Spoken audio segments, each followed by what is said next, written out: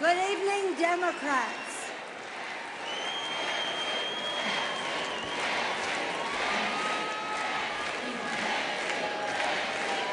Hello, California.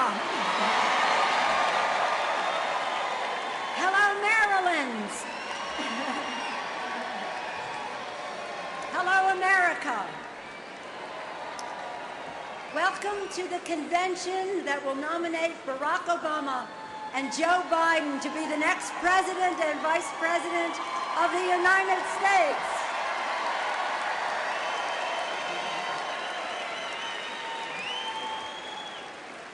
This week is the culmination of an historic race that has brought millions of voters to the polls, many voting for the first time.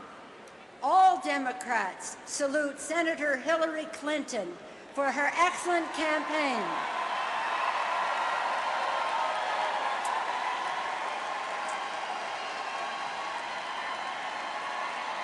Our party and our country has been strengthened by her candidacy.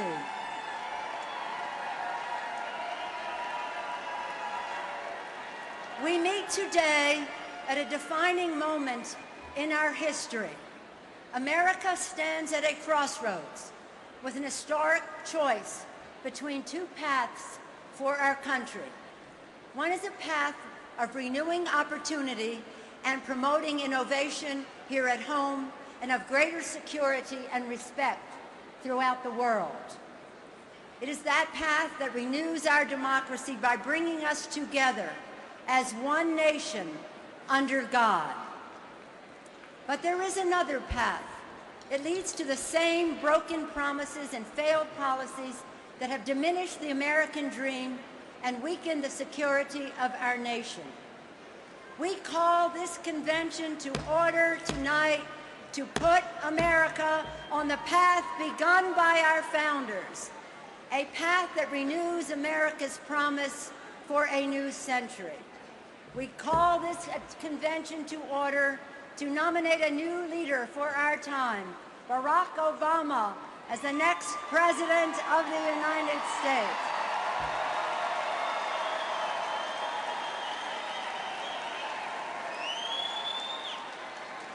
Two years ago, the American people set our nation in a new direction by electing new Democratic majority in Congress committed to real change.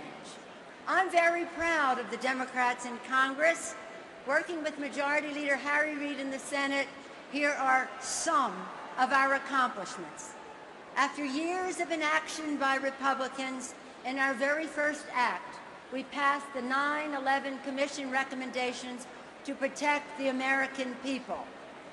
That was just the beginning. We helped rebuild the Gulf Coast for the survivors of Hurricane Katrina and Rita. We put recovery rebates into the hands of more than 130 million families.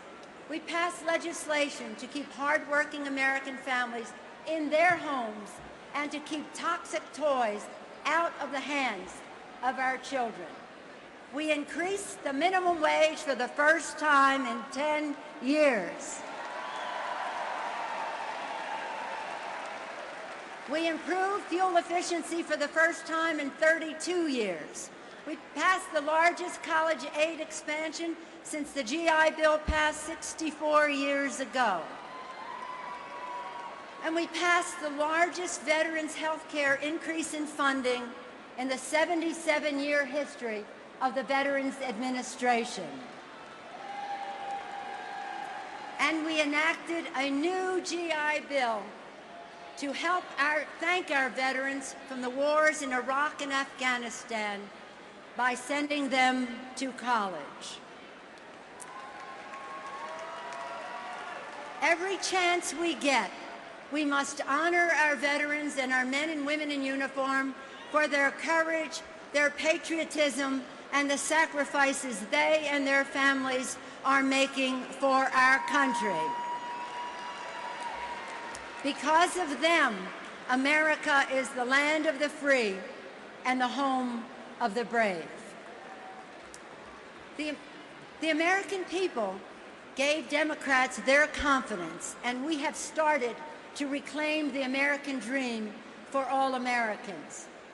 But our journey to take our nation in a new direction cannot be complete without new leadership in the White House.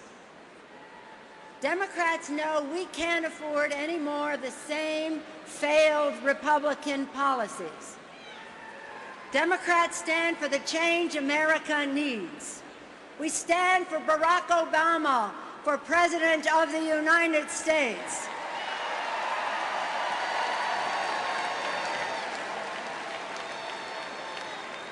Republicans say that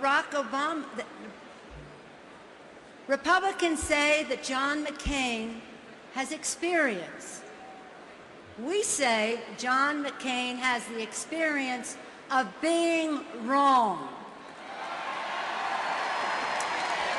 On the failed Bush policies that have weakened our economy and taken us from the Clinton surpluses to reckless Bush deficits, and on raising the minimum wage for millions of American workers, Barack Obama is right and John McCain is wrong.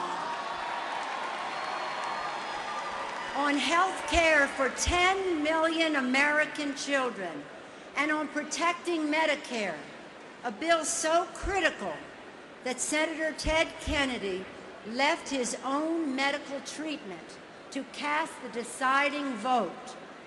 Barack Obama is right and John McCain is wrong. On a future of American independence, investments in renewable and clean energy, and millions of good-paying clean jobs here in America, Barack Obama is right and John McCain is wrong. And on the most important foreign policy decision of our time, the war in Iraq, a catastrophic mistake that has caused thousands of lives and over $1 trillion, as well as weakened our standing in the world and weakened our capability to protect the American people, Barack Obama is right and John McCain is wrong. Very, very wrong. America needs a president who knows that health care is a right, not a privilege, and that quality education is the key to the future. America needs a president who knows our democracy depends on a strong middle class and who will create millions of good-paying jobs right here at home. America needs a president who will once and for all end our dangerous dependence on foreign oil and invest in renewable, clean energy. To make America stronger, America needs a president who will honor our troops and responsibly end the war in Iraq. For our children and our grandchildren, America needs President Barack Obama.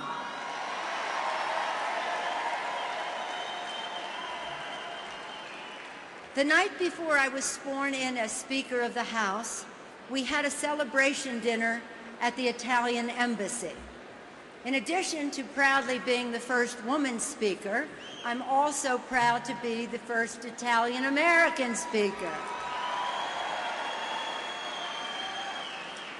My little grandson, Ryan, who lives in Texas and at the time was 5 years old, was playing under the table.